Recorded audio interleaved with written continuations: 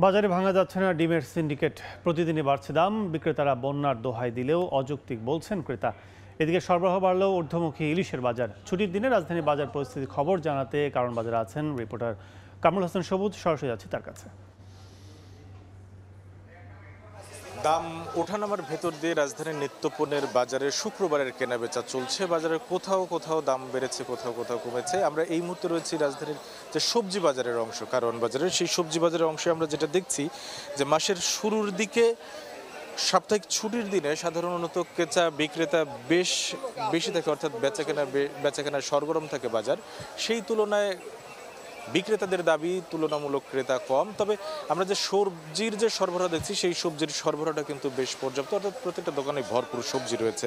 এবং এই সবজির দাম যদি বলি, পটল বিক্রি হচ্ছে 50 টাকা কেজির মধ্যে, করলা 60 থেকে 70, শিম বিক্রি হচ্ছে 180 থেকে 190 টাকা। এই শিমের দাম সপ্তাহ ব্যবধানে প্রায় 80 থেকে 100 টাকা কমেছে, যেটা বিক্রেতারা বলছেন। বরবটি 70 টাকা কেজি বিক্রি হচ্ছে, ঢেঁড়স 40 থেকে 50 টাকা, চিচিঙ্গা 60 টাকা এবং বেগুন বিক্রি হচ্ছে, বিভিন্ন ধরনের বেগুন রয়েছে, 60 থেকে 110 টাকার মধ্যে বেগুন বিক্রি হচ্ছে। শসা বিক্রি হচ্ছে 50 থেকে 60 টাকা। এই যে কেনা বেচা হচ্ছে, যদিও বিক্রেতারা বলছেন সপ্তাহের মধ্যে আসলে দরদামের তেমন কোনো ওঠানামা নেই, মিশ্র প্রতিক্রিয়া কিন্তু জানাচ্ছেন ক্রেতারা। তারা বলছেন অন্তত প্রায় দ্বিগুণের কাছাকাছি দাম বেড়ে গেছে, অর্থাৎ কিছু কিছু সবজি যারা 2-3 দিন আগে যে দামে কিনেছেন সেই দামে তারা কিনতে পারছেন না। এই যে সবজি বাজারের এই পাশেই যে মরিচের দোকান রয়েছে, মরিচের দোকানে কিন্তু কিছুটা দাম কমতির স্বস্তি রয়েছে। গত সপ্তাহে যে মরিচের কেজি বিক্রি হয়েছে 200 টাকায়, সেই মরিচ আজকে বিক্রি হচ্ছে 160 টাকায়, অর্থাৎ 40 টাকা কেজিতে কমেছে মরিচের দাম।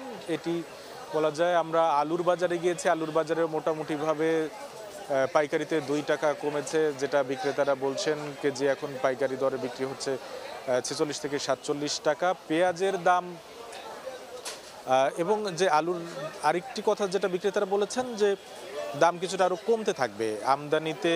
আলু আমদানিতেও শুল্ক সুবিধা বাড়ানো হয়েছে, প্লাস বাজারেও সরবরাহ বাড়ছে, সব মিলে দামটা আরও কিছুটা কমতে পারে এমন সম্ভাবনার কথা জানিয়েছেন আলু বিক্রেতারা।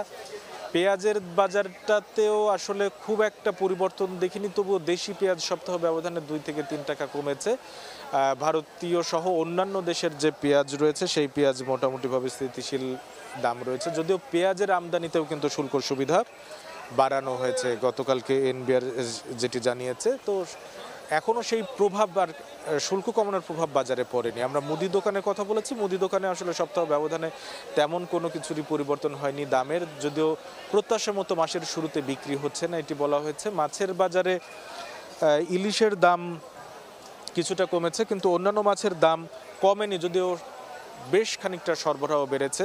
তো সরবরাহ বাড়ার পরেও দাম না কমার কারণ আসলে বিক্রেতারাও খুঁজে পাচ্ছে না।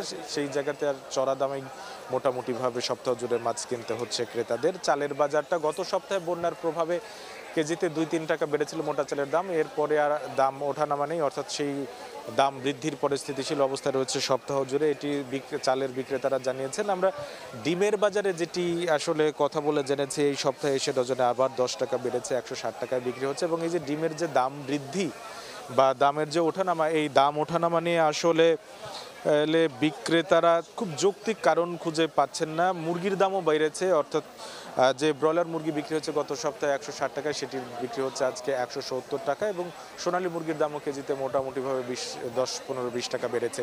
এই যে দাম বৃদ্ধি, বিশেষ করে মুরগির দাম বৃদ্ধির কারণ হিসেবে সম্প্রতি যে নোয়াখালী ফেনী অঞ্চলে যে বন্যা হয়েছে, সেই বন্যার প্রভাবকে দায়ী করলে আসলে যারা কিনতে আসছেন তারা খুব এই দাবিটাকে খুব যৌক্তিক হিসেবে মেনে নিতে পারছেন না। কারণ এই ঢাকার বাজারে আসলে নোয়াখালী ফেনী থেকে কতগুলো মুরগি আসে, তার চেয়ে বেশি আশপাশের এলাকা, অর্থাৎ গাজীপুর, নরসিংদী, নারায়ণগঞ্জ থেকে তার চেয়ে বেশি আসে। সেই জায়গা থেকে আসলে ক্রেতা বিক্রেতার দ্বিমত রয়েছে মুরগির এবং ডিমের দাম বৃদ্ধির ক্ষেত্রে। রাজধানীর কারওয়ান বাজার থেকে এই মুহূর্তে আমার কাছে নিত্যপণ্যের, বিশেষ করে সবজির, কাঁচা পণ্যের বাজার পরিস্থিতির এই ছিল সবশেষ খবর।